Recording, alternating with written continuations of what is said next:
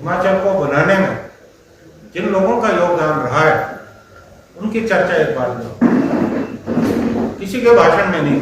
आप लोग भी कल वहां मौजूद होंगे। डॉक्टर यशवंत सिंह परमार हिमाचल के निर्माता रहे। ठाकुर रामलाल जी भी प्रदेश के मुख्यमंत्री रहे। वीरभद्र सिंह जी ने हिमाचल को विकास की ऊंचाइयों पर पहुंचाया। उनकी भी चर्चा हुई, लेकिन जिस ढंग से होनी चाहिए थी। और दूसरी बात, हिमाचल को पूर्ण राज्यत्व का दर्जा किसने दिया? श्रीमती इंदिरा गांधी ने, जो देश की प्रधानमंत्री। वो 1971 26 जनवरी 1971 को शिमला आई और उस समय बर्फबारी हो रही थी। उस बर्फबारी के बीच में उन्होंने जो है हिमाचल को पूर्ण। राजीव गांधी का नाम चर्चा में नहीं आया, जिन्होंने हिमाचल की दिल खोलकर मदद की। डॉक्टर मनमोहन सिंह का नाम या कांग्रेस के जो पूर्व में प्रधानमंत्री रहे, किसी का नाम चर्चा में नहीं। ठीक है, प्रधानमंत्री मोदी का नाम बार बार आता रहा, हमें कोई आपत्ति नहीं।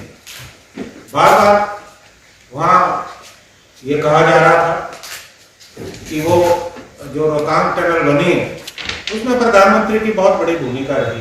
वो उद्घाटन में आए, अच्छी बात है, वो उद्घाटन में आए, देश के प्रधानमंत्री, उन्होंने उद्घाटन किया।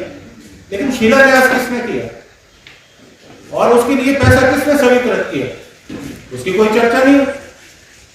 डॉक्टर मनमोहन सिंह के समय में शिलान्यास हुआ। श्रीमती सोनिया गांधी जो यूपीए की चेयरपर्सन थी, वो जो है जब शिलान्यास हुआ वहां उपस्थित थी। वहां एक शिलान्यास की पट्टिका लगी और हैरानी की बात है कि जिस दिन उद्घाटन हुआ वो शिलान्यास की पट्टिका जो है वहां से गायब थी, पट्टिका नहीं लगी।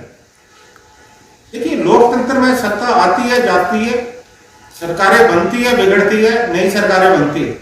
लेकिन ये जो परंपरा भारतीय जनता पार्टी ने शुरू की है कि आप शिलान्यास पट्टिका को आपने वहां से निकाल दिया। आप ये चाहते हैं कि लोगों को इतिहास की जानकारी नहीं होनी चाहिए।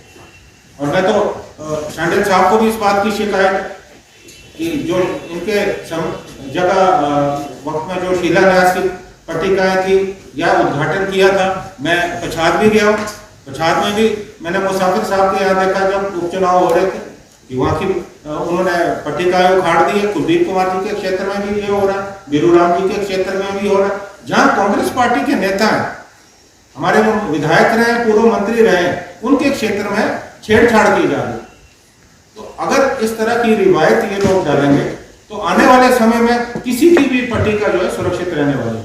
कांग्रेस पार्टी से जो हमारे संबंधित है, पूर्व में प्रधान रहे परशुराम और उनकी पत्नी यमुना देवी पे जो है कातिलाना हमला हुआ और 2 दिन पूर्व 3 दिन पूर्व जो है परशुराम जी जो है पीजीआई में उनका देहांत हुआ।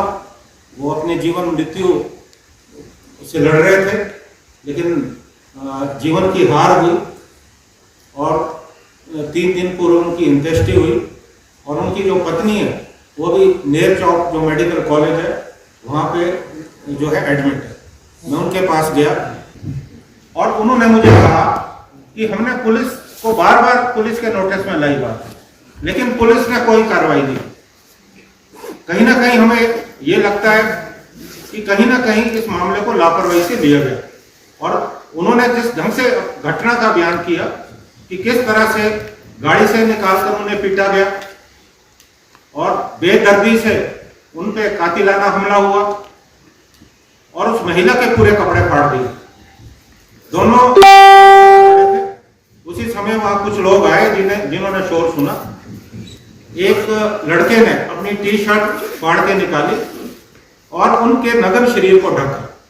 उन्होंने मुझे स्पष्ट तौर पे कहा कि पुलिस के जितने भी जो भी आईओ उनसे मिल रहे हैं, कहीं ना कहीं इस मामले पे लिपापोती का प्रयास होगा। अब मैं नाम नहीं लेना चाहता। उन्होंने स्पष्ट तौर पे कहा कि इसमें जो प्रभावशाली लोग हैं जिनका संबंध मुख्यमंत्री कार्यालय से, वो लोग इसमें संलिप्त है। और इसलिए हमें लगता है कि इस मामले को कहीं ना कहीं दबाने का प्रयास होगा। पूरी कांग्रेस पार्टी जो है उस दंपति के साथ खड़ी है। हम ये लड़ाई लड़ेंगे, अगर हमें उच्च न्यायालय में जाना पड़ा, उच्चतम न्यायालय में भी जाना पड़ा, हम इस लड़ाई को लड़ेंगे। और इस मामले को जो दबाने का प्रयास हो रहा है वो हम बिल्कुल बर्दाश्त करने वाले नहीं है। तो मेरा जो है स्पष्ट तौर पे सरकार पे आरोप है कि इस मामले को कहीं ना कहीं दबाने की कोशिश हो रही है, क्योंकि वो जो परिवार है वो दलित वर्ग से संबंध रखता है और इस मामले को दबाने का प्रयास हो रहा है। ये कांग्रेस पार्टी बर्दाश्त करने वाली नहीं। पूरी कांग्रेस पार्टी जो है उस दंपति के साथ खड़ी है। हम ये लड़ाई लड़ेंगे, अगर हमें उच्च न्यायालय में जाना पड़ा, उच्चतम न्यायालय में भी जाना पड़ा, हम इस लड़ाई को लड़ेंगे।